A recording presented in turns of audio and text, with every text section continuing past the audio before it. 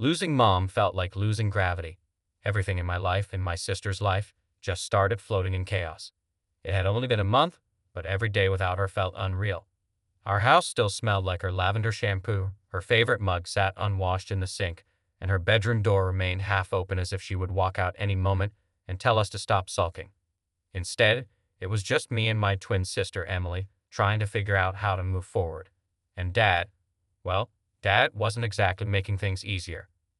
Dad had always been bad with money. No savings, piles of debt, and a love for whiskey that drained any extra cash before it could go anywhere useful. Mom had been the responsible one, always stretching every dollar as far as it could go. And now that she was gone, we were left with Dad's recklessness and our own uncertainty about the future. It started with a flannel. A blue flannel, to be exact, one I had bought at a garage sale years ago, but somehow became Mom's favorite. She stole it from me and wore it constantly, and I never minded. But today, for the first time since she passed, I felt like I wanted it back. Something to hold on to. I went into her closet, inhaling the faint scent of her perfume clinging to the fabric, and pulled the flannel from the hanger. It felt heavier than I remembered. Curious, I checked the pockets. My fingers brushed against something thick and papery. Stacks of cash, neat, crisp bills wrapped tightly in rubber bands. I counted.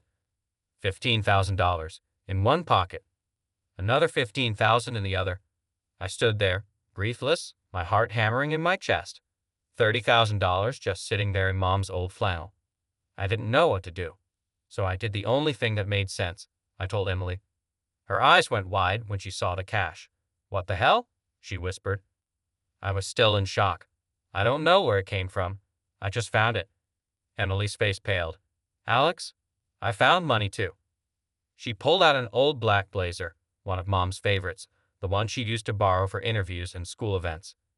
From the inner lining, she retrieved another bundle of cash. Another $30,000. That's when we realized Mom had been hiding money, and a lot of it. Emily and I sat on the floor of her room staring at the 6 neatly stacked bundles of cash between us. It felt unreal. Mom had never mentioned anything about this. She wasn't the kind of person to keep secrets. At least, we thought she wasn't. Emily ran a hand through her hair, her voice barely above a whisper. "This doesn't make any sense. Where did she even get this much money?" "I don't know," I admitted, "but she hid it in places we would find." That part stuck with me the most. She could have hidden it anywhere, but she chose my flannel and Emily's blazer, 2 things we would have eventually taken. It felt intentional, like she was trying to tell us something without actually saying the words. "Should we tell Dad?" Emily asked hesitantly. I stiffened. Dad was terrible with money. Always had been. He blew through whatever he got, whether it was from his paycheck or the credit cards he maxed out and never repaid. Just last week, he mentioned needing to take out another loan because he was a little behind on bills. If he found out about this money, it would disappear. "I don't think we should," I said, my voice firm. Emily hesitated, then nodded slowly. I was thinking the same thing. If Mom wanted him to have it, she would have told him about it. We agreed to keep it a secret, at least for now. We weren't going to spend it, but we also weren't going to let Dad get his hands on it. The next day, while helping Grandma clean out Mom's bedroom, we found out we weren't the only ones discovering hidden money. "I found this tucked between the mattress and the bed frame," Grandma said casually, handing Dad an envelope. He tore it open, and I caught a glimpse of the cash inside before he stuffed it into his pocket. $5,000. Emily and I exchanged a look. That confirmed it. Mom had hidden money all over the house. But why? And how much more was there? That night, Dad was in a good mood. Too good. We found out why when he came home with 2 cases of expensive whiskey and a brand new TV. "Where did you get the money for that?" Emily asked, crossing her arms. Dad shrugged, taking a swig from his glass. "Your mother left me a little something." My stomach dropped. $5,000 gone in less than a day. Just like that. Emily shot me a knowing glance. We had made the right decision. Over the next week, Emily and I secretly searched the house. We checked closets, drawers, even inside old shoes. And we kept finding more. $5,000 in an old purse. Another $10,000 hidden inside a box of Christmas decorations. By the end of the week, the total amount we had collected was over $80,000. It was almost too much to believe. "Do you think Mom was hiding this from Dad?" Emily asked as we counted the cash again. It made the most sense. Mom had always worried about money. Maybe she had been saving behind Dad's back, trying to secure something for us after she was gone. But there was another possibility, one that made me uneasy. What if it's not just savings? I said slowly. What if there's something illegal about this money? Emily's face paled. You think Mom was involved in something shady? I shook my head. No, but what if she got this money from someone and didn't want anyone to know? What if it wasn't supposed to be found? That was the scariest part.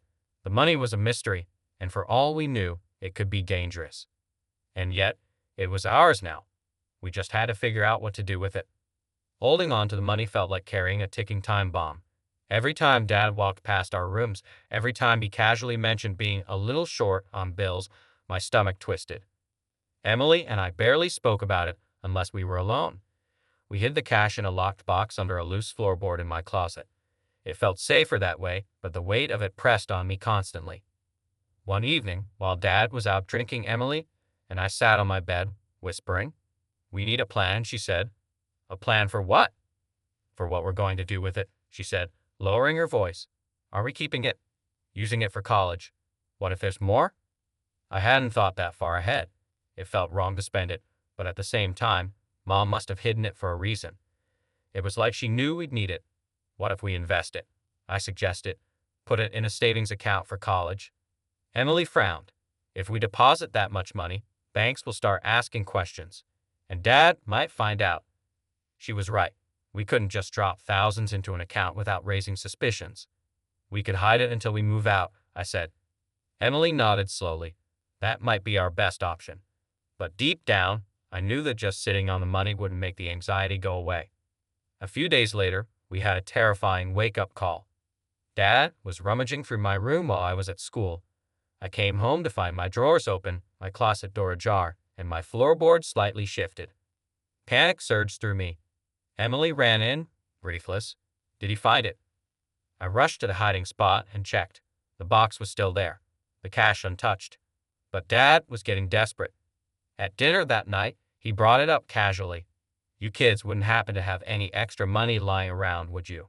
He chuckled, but there was an edge to his voice. Your mom always had a little stash somewhere. Emily stiffened. Why? Dad sighed dramatically.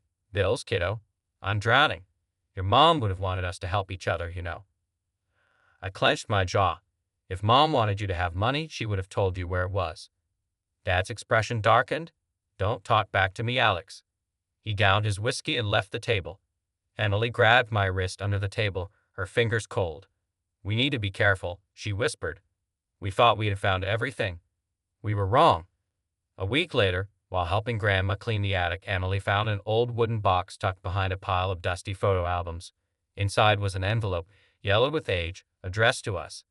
It was from Mom. With shaking hands, Emily opened it. Inside was a letter. My loves, if you're reading this, it means I'm gone. I know your father isn't responsible with money. I've spent years trying to protect you both from the consequences of his mistakes. I don't want you to struggle because of him. The money I've left is for you. For your education, your future, your freedom. Do not tell your father. Do not let him manipulate you into giving it to him. I trust you to do what's right. Love, Mom. Tears blurred my vision. Emily wiped her face, gripping the letter. She knew. She planned this. Mom had done everything she could to give us a way out. Now it was up to us to take it. We knew what we had to do. We didn't tell Dad about the letter. We didn't tell him about the rest of the money. Instead, Emily and I started making plans. We found a secure way to store the cash. We researched ways to pay for college in small amounts without drawing attention. We made a pact. Once we turned 19, we'd move out together, away from Dad's financial disasters. The weight on my chest lifted slightly. For the first time since Mom's death, I felt like we had a future she had fought to give us. And we weren't going to waste it.